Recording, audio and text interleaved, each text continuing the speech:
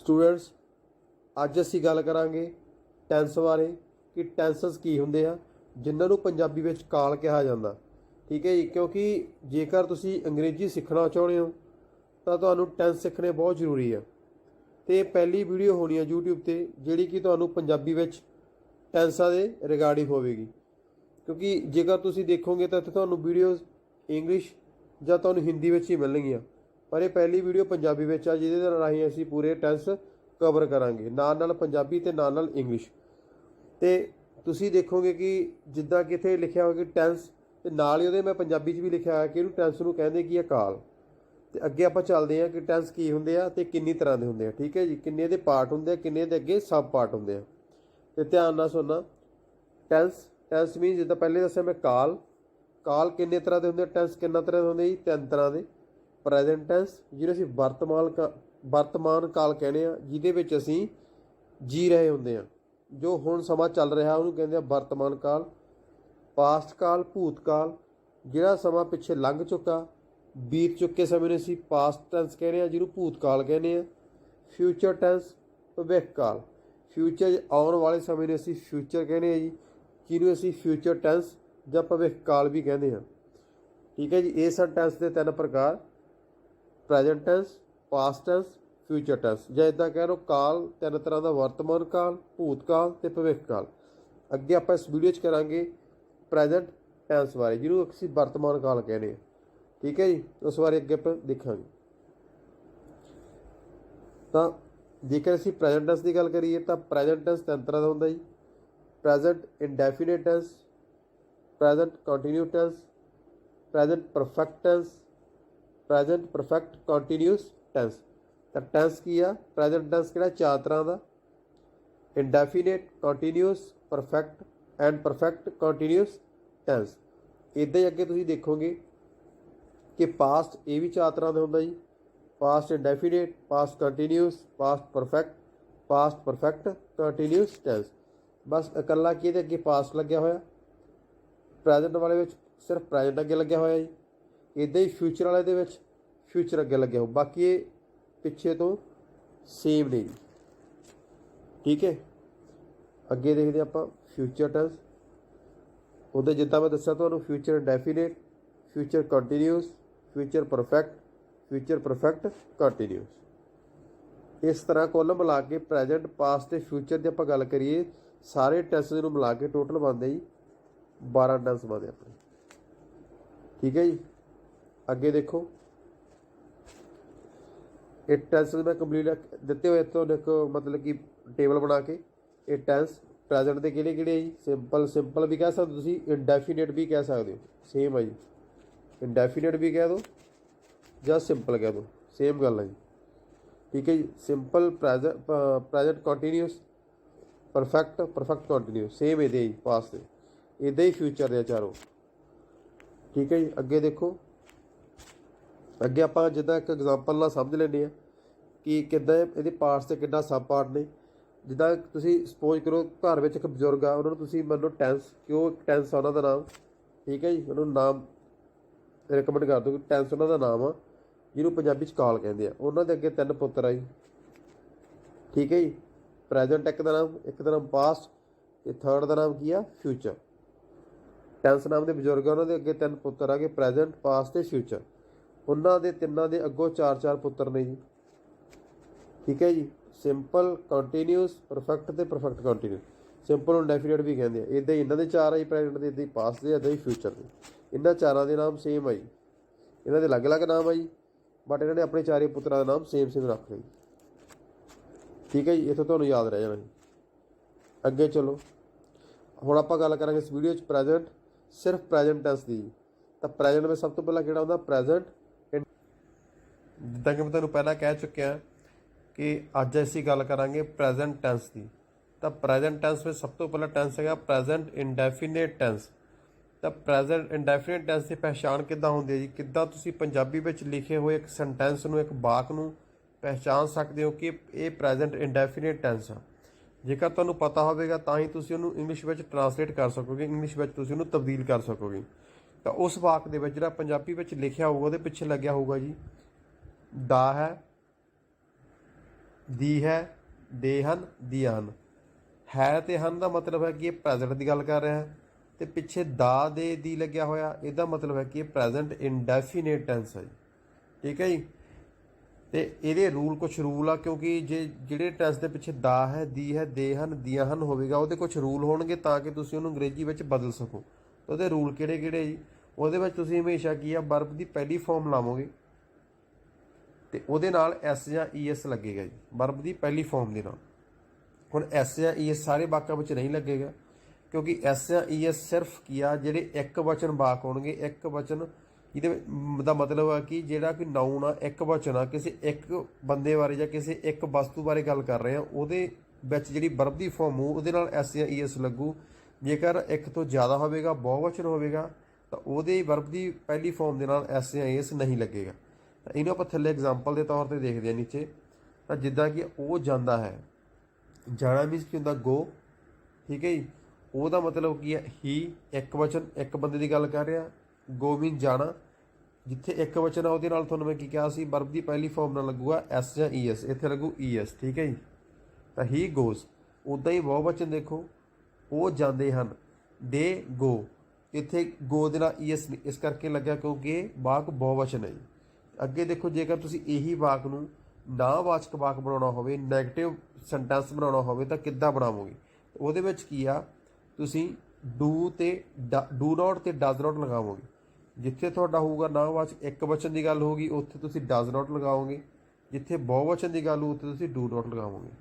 Same ਇੱਦਾਂ ਦੇਖੋ, ਉੱਪਰਲੇ ਵਾਕ ਨੂੰ, ਉਹ ਨਹੀਂ ਜਾਂਦਾ ਹੈ, ਤਾਂ ਹੀ ਡਜ਼ ਨਾਟ ਗੋ। ਤਾਂ ਅਸੀਂ ਕੀ ਕੀਤਾ, ਹੀ ਤੇ ਗੋ ਦੇ ਵਿਚਕਾਰ ਅਸੀਂ ਡਜ਼ ਨਾਟ ਲਗਾ ਦਿੱਤਾ। ਡਜ਼ ਨਾਟ, ਜਿੱਥੇ ਤੁਸੀਂ ਪਹਿਲਾਂ ਦੇਖਿਆ ਹੋਊ ਕਿ ਸਿੰਪਲ ਵਾਕ ਦੇ ਵਿੱਚ ਈ ਐਸ ਲੱਗਿਆ ਹੋਇਆ ਸੀ ਗੋ ਦੇ ਨਾਲ, ਤਾਂ ਉਹ ਈ ਐਸ ਹਟਾ ਕੇ ਅਸੀਂ ਉਹਨੂੰ ਡਜ਼ ਨਾਟ ਵਿੱਚ ਕਨਵਰਟ ਕਰਕੇ, ਡਜ਼ ਨਾਟ ਵਿੱਚ ਤਬਦੀਲ ਕਰਕੇ ਅਸੀਂ ਇੱਥੇ ਲਗਾ ਦਿੱਤਾ। ਠੀਕ ਹੈ ਜੀ। ਇਸ ਕਰਕੇ ਹੀ ਡਜ਼ ਨਾਟ ਗੋ। ਅੱਗੇ ਜੇਕਰ ਅਸੀਂ ਬਹੁਵਚਨ ਦੀ ਗੱਲ ਕਰੀਏ, ਉਹ ਨਹੀਂ ਜਾਂਦੇ ਹਨ, ਦੇ। ਬਹੁਵਚਨ 'ਚ ਅਸੀਂ ਡੂ ਲਾਉਂਦੇ ਜੀ, ਈ ਐਸ ਨਹੀਂ ਵਰਤਦੇ, ਇਸ ਕਰਕੇ ਦੇ ਡੂ ਨਾਟ ਗੋ। ਇਹ ਦੇਖ ਸਕਦੇ ਹੋ ਤੁਸੀਂ। ਜੇਕਰ ਇਹੀ ਵਾਕ ਨੂੰ ਅਸੀਂ ਪ੍ਰਸ਼ਨਵਾਚਕ ਵਾਕ ਬਣਾਉਣਾ ਚਾਹੀਏ ਤਾਂ ਉਹਦੇ ਵਿੱਚ ਕੀ ਆ, ਜਿੱਦਾਂ ਉੱਪਰ ਦੇਖਿਆ ਸੀ, ਇੱਕ ਵਚਨ 'ਚ ਡਜ਼ ਤੇ ਬਹੁਵਚਨ 'ਚ ਡੂ ਦੀ ਵਰਤੋਂ ਕਰਦੇ ਆ। ਇਹੀ ਡਜ਼ ਅੱਗੇ ਆ ਜਾਊਗਾ ਪ੍ਰਸ਼ਨਵਾਚਕ, ਤੇ ਡੂ ਇਹਦੇ ਅੱਗੇ ਆ ਜਾਊਗਾ ਜੀ ਬਹੁਵਚਨ 'ਚ। ਤੇ ਪਿੱਛੇ ਤੁਸੀਂ ਵਾਕ ਦੇ, ਪ੍ਰਸ਼ਨਵਾਚਕ ਵਾਕ ਦੇ ਪਿੱਛੇ ਤੁਸੀਂ ਪ੍ਰਸ਼ਨਵਾਚਕ ਚਿੰਨ੍ਹ, ਜਿਹਨੂੰ ਅਸੀਂ ਸਾਈਨ ਆਫ ਇੰਟਰੋਗੇਸ਼ਨ ਕਹਿੰਦੇ ਆ, ਉਹਨੂੰ ਅਸੀਂ ਪਿੱਛੇ ਜ਼ਰੂਰ ਲਾਵਾਂਗੇ। ਠੀਕ ਹੈ ਜੀ, ਜਦੋਂ ਅਸੀਂ ਵਾਕ ਨੂੰ ਲਿਖਾਂਗੇ ਜੀ। ਤਾਂ ਇਹ ਦੇਖੋ, ਕੀ ਉਹ ਜਾਂਦਾ ਹੈ, ਕਿਉਂਕਿ ਇਹ ਇੱਕ ਵਚਨ ਹੈ, ਇਸ ਕਰਕੇ ਡਜ਼ ਹੀ ਗੋ, ਅੱਗੇ ਡਜ਼ ਆ ਗਿਆ। ਠੀਕ ਹੈ ਜੀ। ਉਸ ਤੋਂ ਬਾਅਦ ਕੀ ਆ ਗਿਆ, ਤੁਹਾਡਾ ਨਾਊਨ ਆ ਗਿਆ, ਫਿਰ ਵਰਬ ਦੀ ਫਾਰਮ ਆ ਗਈ। ਕੀ ਉਹ ਜਾਂਦੇ ਹਨ, ਡੂ ਦੇ ਗੋ, ਕਿਉਂਕਿ ਇਹ ਬਹੁਵਚਨ ਆ, ਇਹਦੇ ਅੱਗੇ ਡੂ ਆ ਗਿਆ ਜੀ। ਇਹ ਸੀ ਤੁਹਾਡਾ ਪ੍ਰਸ਼ਨਵਾਚਕ ਵਾਕ, ਪ੍ਰੈਜ਼ੈਂਟ ਇੰਡੈਫੀਨਿਟ ਟੈਂਸ ਕੰਪਲੀਟ। ਇਹਨੂੰ ਤੁਸੀਂ 2-3 ਵਾਰ ਰਿਵਾਈਜ਼ ਕਰ ਲਿਓ, ਇਹਦਾ ਸਕਰੀਨਸ਼ਾਟ ਲੈ ਕੇ ਰੱਖ ਸਕਦੇ ਹੋ, ਤੇ ਇਹਨੂੰ ਬਾਰ-ਬਾਰ ਰਿਪੀਟ ਕਰੋਗੇ ਤਾਂ ਤੁਹਾਨੂੰ ਰੈਪੀਟੀਸ਼ਨ ਦੇ ਨਾਲ ਇਹਨੂੰ ਤੁਹਾਡਾ ਕੰਪਲੀਟ ਤੁਹਾਨੂੰ ਯਾਦ ਹੋ ਜਾਣਾ ਜੀ। ਅੱਗੇ ਦੇਖੋ ਜੀ, ਪ੍ਰੈਜ਼ੈਂਟ ਕੰਟੀਨਿਊਸ ਟੈਂਸ ਦੀ ਗੱਲ ਕਰਾਂਗੇ ਕਿ ਅਸੀਂ ਜਿਹੜੇ ਵਾਕ ਦੇ ਵਿੱਚ ਪੰਜਾਬੀ 'ਚ ਵਾਕ ਜੇ ਤੁਸੀਂ ਪੜ੍ਹੋਗੇ ਤਾਂ ਉਹਦੇ ਲਾਸਟ 'ਤੇ ਲਿਖਿਆ ਹੋਊਗਾ ਰਿਹਾ ਹੈ, ਰਹੀ ਹੈ, ਰਹੇ ਹਨ, ਰਹੀਆਂ ਹਨ। ਮੇਰਾ ਕਹਿਣ ਦਾ ਮਤਲਬ ਹੈ ਤਾਂ ਮਤਲਬ ਹੈ, ਤੇ ਹਨ ਦਾ ਮਤਲਬ ਕਿ ਅਸੀਂ ਪ੍ਰੈਜ਼ੈਂਟ ਦੀ ਗੱਲ ਕਰ ਰਹੇ ਹਾਂ। ਅਤੇ ਜਦੋਂ ਰਿਹਾ, ਰਹੀ, ਰਹੀਆਂ ਹੋਣਗੀਆਂ ਤਾਂ ਮਤਲਬ ਕੀ ਅਸੀਂ ਕੰਟੀਨਿਊਸ ਲਗਾਤਾਰ ਕੰਮ ਉੱਥੇ ਹੋ ਰਿਹਾ ਜੀ। ਉਹਦੇ ਵਿੱਚ ਰੂਲ ਕੀ ਆ, ਉਹਦੇ ਵਿੱਚ ਇਜ਼, ਐਮ, ਆਰ, ਵਰਬ ਦੀ ਫਸਟ ਫਾਰਮ ਦੇ plus I N G. First farm ਤੇ ਆਈ ਐਨ ਜੀ ਇਜ਼ ਨਾਲ ਵੀ ਲੱਗੇਗਾ, ਐਮ ਨਾਲ ਵੀ ਲੱਗੇਗਾ, ਤੇ ਆਰ ਨਾਲ ਵੀ ਲੱਗੇਗਾ। ਬਟ ਇਜ਼, ਐਮ, ਆਰ ਕਿੱਥੇ ਲੱਗਣਗੇ, ਜਿੱਥੇ ਕਿਸੇ ਇੱਕ ਵਚਨ ਦੀ ਗੱਲ ਹੋ ਉੱਥੇ ਅਸੀਂ ਇਸ ਦੀ ਵਰਤੋਂ ਕਰਾਂਗੇ। ਜਿੱਥੇ ਬਹੁਵਚਨ ਦੀ ਗੱਲ ਹੋ ਉੱਥੇ ਅਸੀਂ ਆਰ ਦੀ ਗੱਲ ਕਰਾਂਗੇ, ਆਰ ਲਗਾਵਾਂਗੇ। ਜਿੱਥੇ ਕਿਸੇ ਆਪਣੇ ਨਾਲ ਸੰਬੰਧਿਤ ਗੱਲ ਹੋ, ਜਿੱਦਾਂ ਮੈਂ ਦੀ ਗੱਲ ਹੋ, ਉੱਥੇ ਲੱਗਾਂਗੇ ਅਸੀਂ ਐਮ ਲਗਾਵਾਂਗੇ, ਆਈ ਐਮ। ਉਹ ਤੁਹਾਨੂੰ ਸਾਰਿਆਂ ਨੂੰ ਪਤਾ ਹੀ ਹੈ ਜੀ। ਬਟ ਸਾਰਿਆਂ ਦੇ ਪਿੱਛੇ ਵਰਬ ਦੀ ਫਸਟ ਫਾਰਮ ਤੇ ਨਾਲ ਆਈ ਐਨ ਜੀ ਲੱਗੇਗਾ ਜੀ।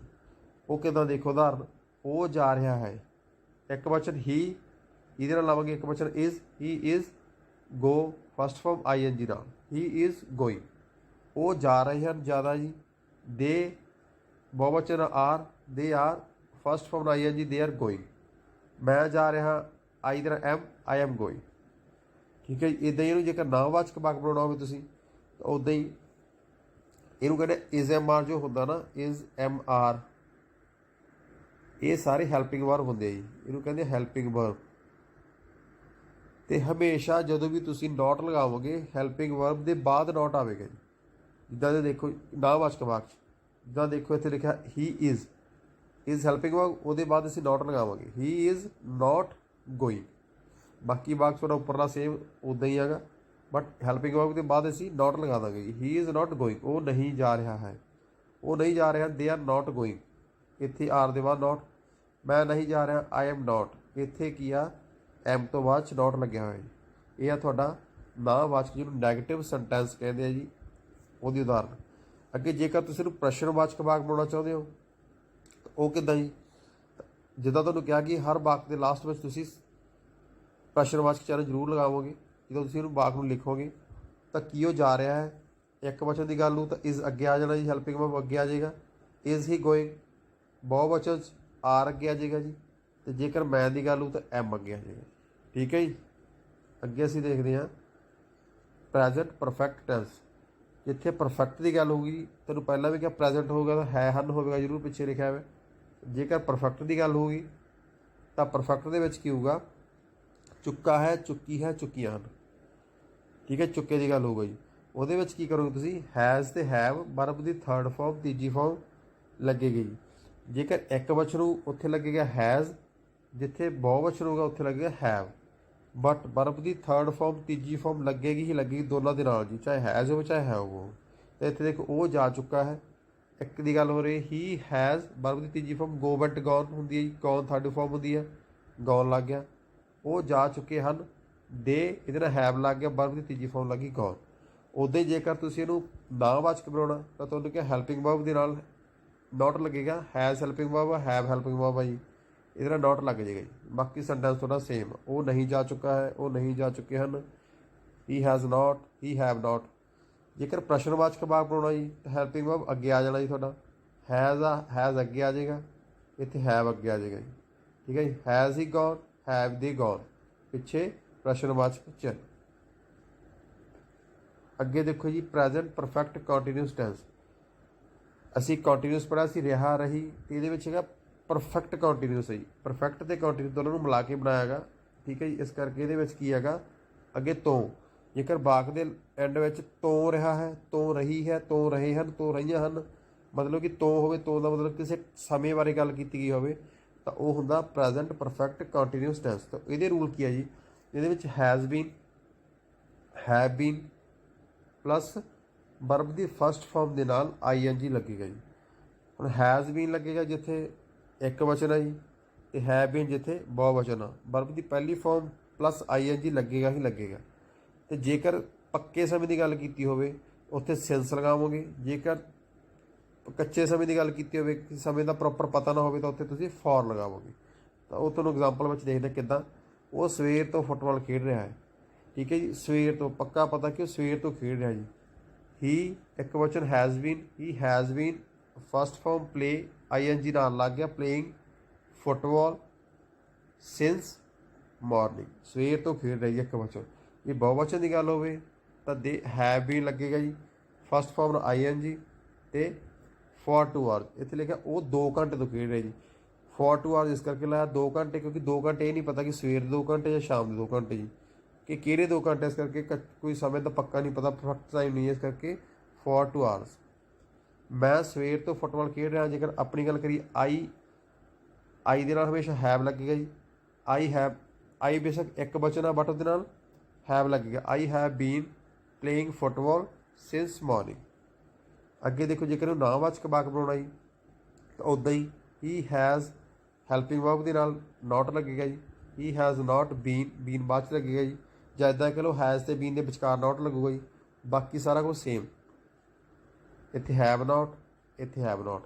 ਪ੍ਰਸ਼ਨਵਾਚਕ ਵਾਕ ਬਣਾਉਣਾ ਜੀ ਤਾਂ ਹੈਲਪਿੰਗ ਵਰਬ ਅੱਗੇ ਆ ਜਾਏਗਾ, ਹੈਜ਼ ਅੱਗੇ ਆ ਜਾਏਗਾ, ਬਾਕੀ ਵਾਕ ਥੋੜ੍ਹਾ ਸੇਮ ਰਹਿ ਜਾਏਗਾ, ਇੱਥੇ ਹੈਵ ਅੱਗੇ ਆ ਜੀ। ਅਤੇ ਇੱਦਾਂ ਹੀ ਇਹ ਸਨ ਤੁਹਾਡੇ ਪ੍ਰੈਜ਼ੈਂਟ ਦੇ ਚਾਰੇ tense, present indefinite, continuous, perfect ਤੇ ਪਰਫੈਕਟ ਕੰਟੀਨਿਊਸ। ਇੱਦਾਂ ਹੀ ਅਸੀਂ ਅਗਲੀ ਵੀਡੀਓ ਵਿੱਚ ਪਾਸਟ ਨੂੰ ਕਵਰ ਕਰਾਂਗੇ ਜੀ, ਪਾਸਟ ਟੈਂਸ ਨੂੰ, ਫਿਰ ਫਿਊਚਰ ਨੂੰ। ਜੇਕਰ ਤੁਹਾਨੂੰ ਮੇਰੀ ਵੀਡੀਓ ਚੰਗੀ ਲੱਗੀ ਇਹਨੂੰ ਸ਼ੇਅਰ, ਲਾਈਕ ਤੇ ਸਬਸਕ੍ਰਾਈਬ ਕਰਨਾ ਚੈਨਲ ਨੂੰ ਨਾ ਭੁੱਲੋ ਜੀ। ਧੰਨਵਾਦ।